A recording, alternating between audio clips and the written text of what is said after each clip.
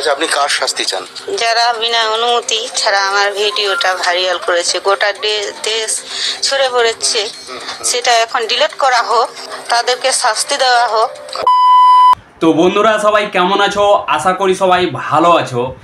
একটি video social মিডিয়াতে viral হচ্ছিল, তো ভাবলাম আপনাদের সাথে ভিডিওটা শেয়ার করা যাক।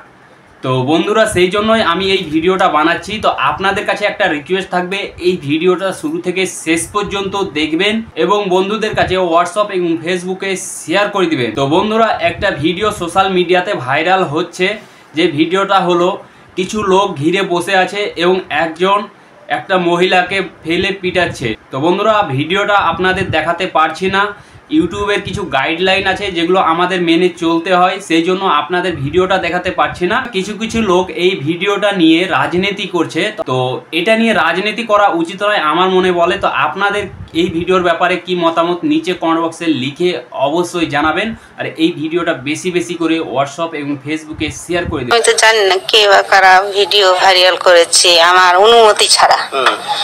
থানায় অভিযোগ জানাচ্ছি আমি, পুলিশ তদন্ত করছে, ওরাকে শাস্তি দেওয়া হোক।